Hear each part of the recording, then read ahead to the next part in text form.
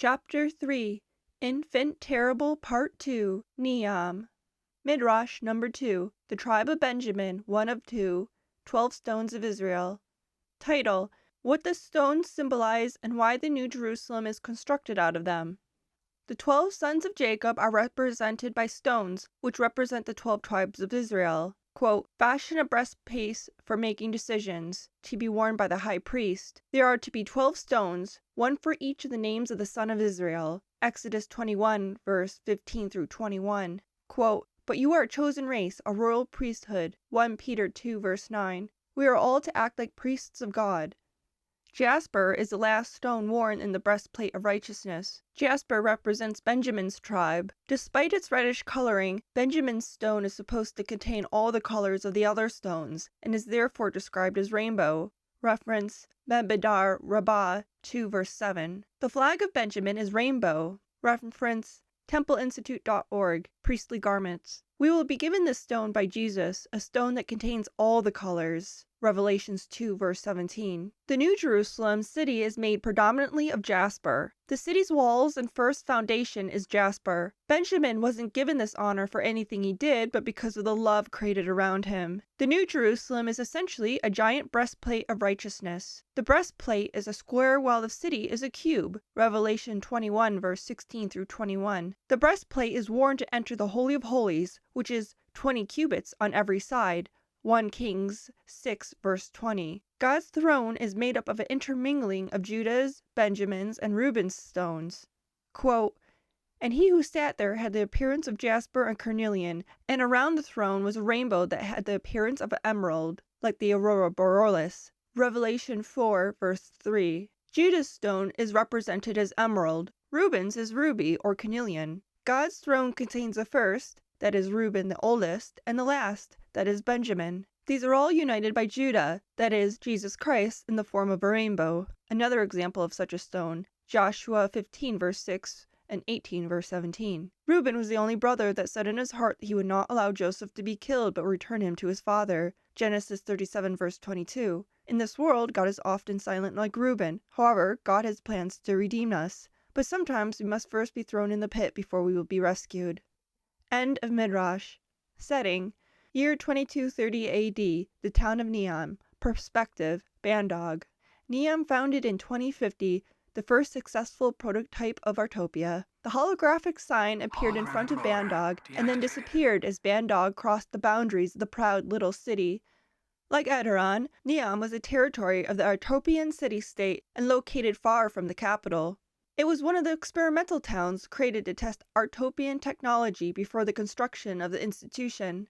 Neam was built and run on sustainable energy, created back when some thought we could still salvage our planet by going green. Large metal pipes and electrical wiring descended out of the bottom of the buildings and winded down the cliffs as they sucked essential water, minerals, heat, and energy from below. Neam's buildings looked like barnacles attached to the rocky outcrop of the mountain. The mountains provided an almost pre-apocalyptic environment due to a process called rain shadowing. Instead of harvesting energy from the earth, the institution would take it from the ionosphere. Neam sucked the resources out of the ground, but in Artopia, any material could be replicated through nanotech through the infinite energy generated from the ether. Although Neam could boast they still had some natural trees and vegetation, the Sky Dome would be able to replicate innumerable Eden-like environments. Neam was obsolete.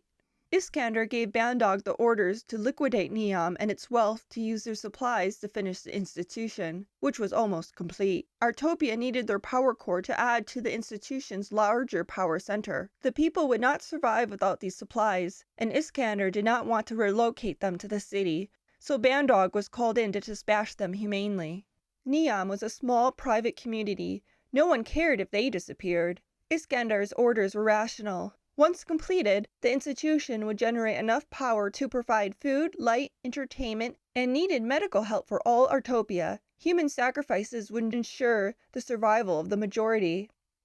Bandog entered the town and got a general impression of the people. They were spoiled and lazy. This was a result of the energy core that powered the town. It supplied every home and building with its own biosphere and food replicators. Robotic locust-like vehicles did all the work. They scampered over the rocks and inside tunnels, gorging the earth of its resources because they didn't have nuclear fusion that created matter from other matter. It was all a tremendous waste of energy. Once the people were all gotten rid of, Iskander would turn the area into a reservation for his biological experiments. Bandog hid soldiers farther down the valley. Iskander informed him that Niam was scheming with the underground people in preparation to attack the central city. Bandog knew this wasn't true, but it was his job to plant evidence and find proof that Niam was doing this. It was for the greater good. He wore his uniform into town. Everyone who saw him knew he was a general. They tipped their hats to him and thanked him for his service. They were Eutropian too, after all. He smiled and accepted their praise. They were in denial. They did not see him as an omen that their time had come. They felt as if they had done no wrong and therefore did not deserve death. The people were only alive because Iskander and the institution. Therefore, Iskander had the power and right to take away their lives. Bandog's soldiers lay close by and would as soon destroy them. Is this how the people looked like, the day the world ended? He thought as he walked down the suspended walkways and onto the floating platforms. People did not spend much time outside. Although not as bad as it was in the desert, the air was difficult to breathe. The buildings and homes were all pumped with filtered air. He wandered around observing. The houses and any cloth material left outside were covered with protective coatings to protect them from the acid rains. At the edge of town, screaming suddenly erupted from the woods. He ran to the source. A child had wandered too far into the tree line and stumbled over a log. The child held his knee dramatically as he gazed in shock at the tiniest cut. Bandog shook his head. Eutropian children not bred specifically for military service were so domesticated and spoiled by pampered living that any physical injury was treated as the gravest anomaly. To Bandog's surprise, another child, a girl, pounced on the screaming kid and rubbed a green sticky mess over the cut. The boy's screams turned into blood-curdling cries as he tried to push his attacker away. The girl moved back a few feet but stared at the child inquisitively. "This will make it better," she said. Then she took a piece of charcoal from her dress pocket and attempted to rub it over the child's body as well. My baby, screamed an Eutropian woman. The wild girl, caught off guard by the shrieking mother, hissed in fright and disappeared into the foliage. The mother was not prepared to walk into the woods to retrieve her child, so he had to crawl on all fours, trembling in every limb, a good 1 or 2 feet out of the tree line before his mother picked him up. That wretched beast, she said, looking into the woods. The mayor will hear of this. She threatened the trees as she ran off with her boy so he could be decontaminated. The girl emerged from the bushes and waved goodbye. Her paws looked strange and deformed. Her fingers were much longer than usual and without fur. At first glance, they might be mistaken for giant claws, although her actual claws were nowhere to be seen. Behind her, a tail swayed contemplatively and came to a rest in a question mark. Bandog approached her. She looked at him in a friendly manner, but when he was close enough to engage in conversation, she darted back off into the wilderness. He stopped, and she popped her head out from the bush and waved. She seemed to want him to follow her. Was this how she lured the young child into the woods? She should fear him, but instead she was toying, most likely confident that, while in the wilderness at least, she had the advantage. He felt disturbed, so walked away. Seeing a tavern, he decided to take a break and have a drink. The lighting was dim in the bar. The trend was a mix of a salon saloon. There was a sitting room with amphetamine-infused tea, a club room, and a bar. The music from the club played in the background as TVs flashed multicolored lights behind silhouettes of girls, boys, and a mixture of the two. They all had the latest biological enhancements. Dragonfly wings, robotic sunglasses like eyes and antennae. He took a seat in the corner of the bar. A moment later, to his surprise, the girl from the woods walked in through the door. "Look at that," said a man to his companions at the bar. Tosh is here again to holler about black shadows and monsters. I don't know why Eutropia destroyed her town, but whatever infection broke out there infected her.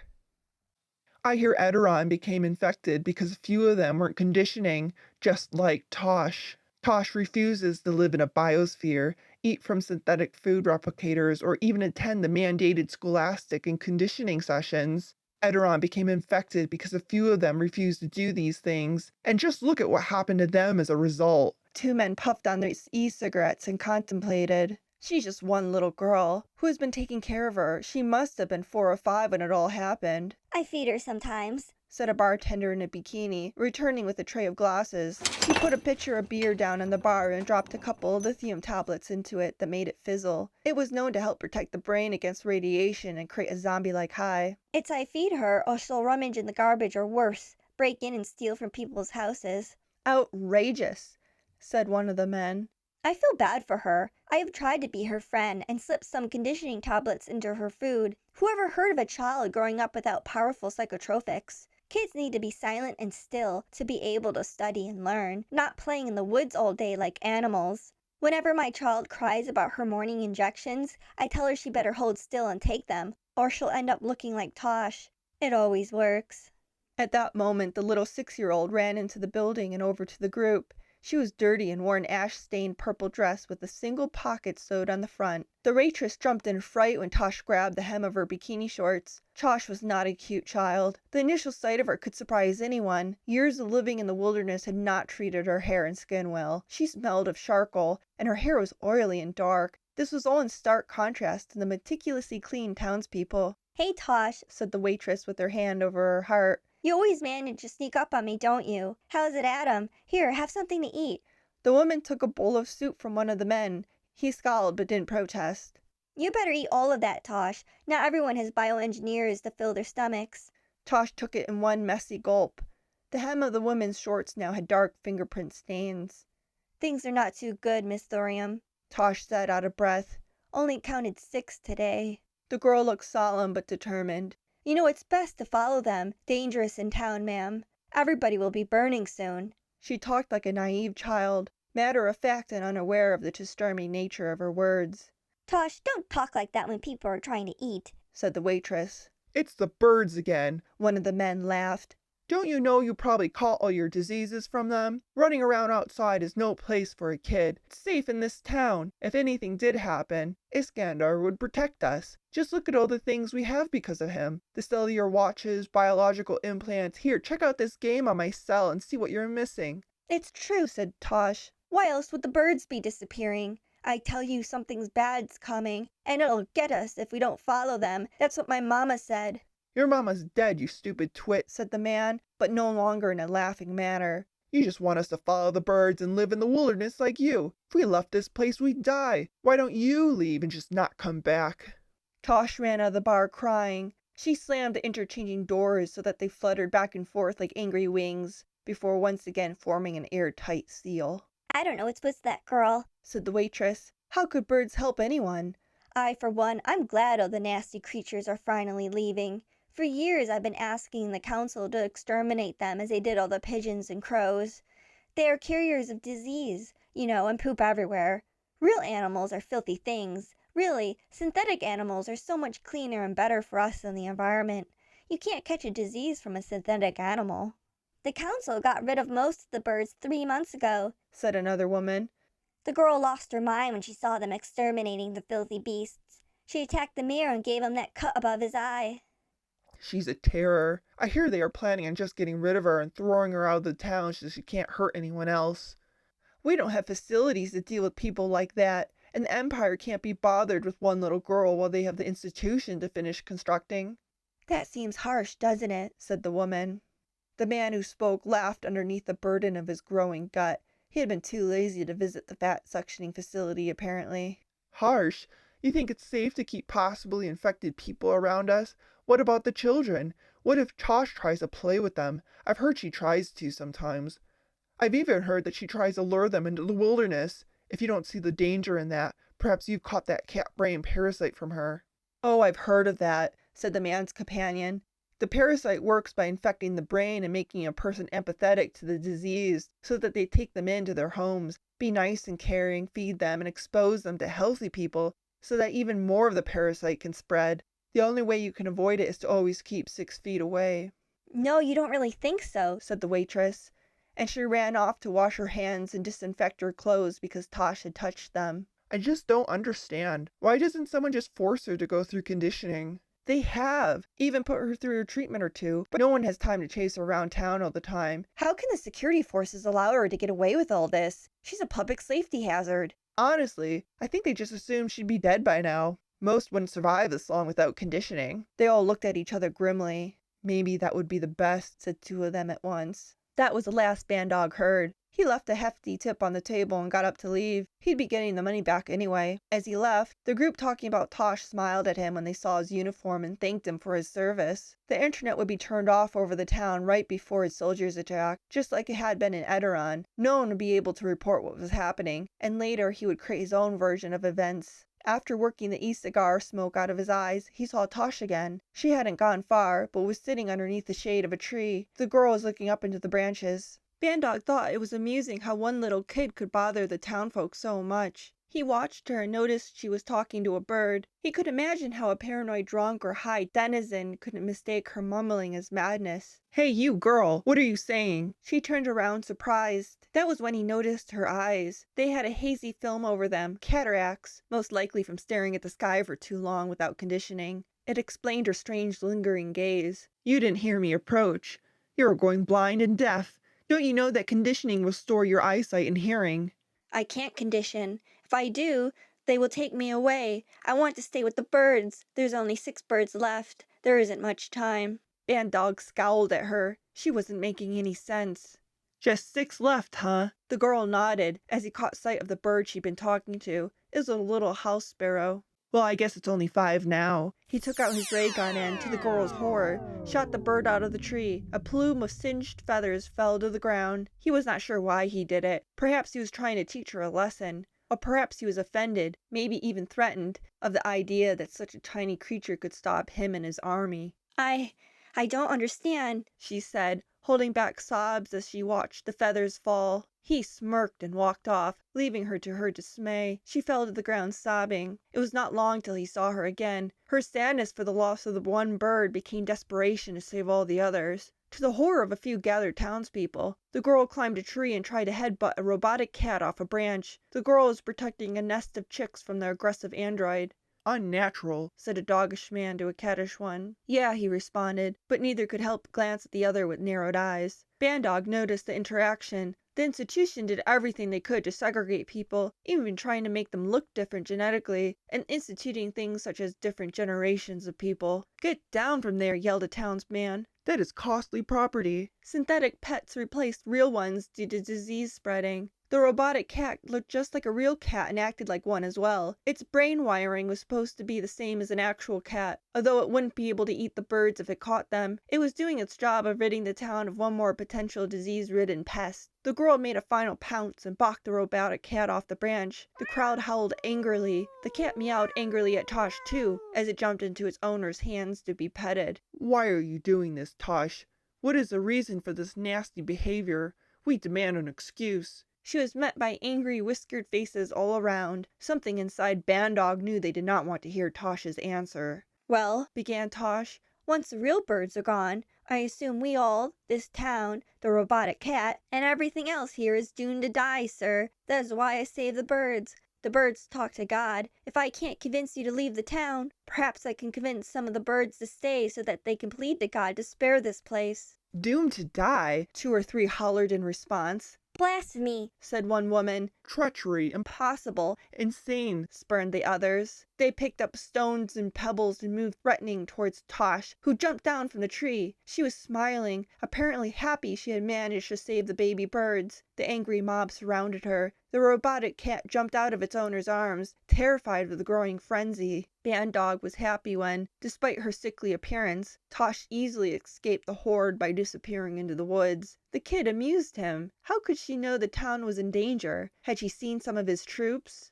The townsfolk hollered at Tosh, but did not follow her into the woods, although that seemed to be what she wanted. The girl motioned for them to follow, as if egging them on. "Just step into the woods, just for a moment." The mob gave up immediately, but they did not stop mumbling to one another. After thinking a moment about it, Bandog thought of what an ironic twist it would be if he spared Tosh's life. He looked up at the nest that she had saved in time to see the 2 chicks teeter off the edge and fling themselves into the air. Together, they and their parents flew away towards another mountain. The town only had one more bird left. Knowing that he only had an hour before his army attacked, he made it his duty to find Tosh. He had a suspicion that one of his soldiers tipped her off to the attack, and he wanted to know who it was. There was also the chance that the birds sensed the electronic output of the soldiers' weapons. Some of the guns emitted a strong ultrasonic frequency that were known to repel pigeons and other vermin. It was a sound that humans couldn't hear, but birds could. This had never been a problem before, as no one ever noticed the absence of the real birds, as the robotic ones looked so similar. Somehow, Tosh knew the difference.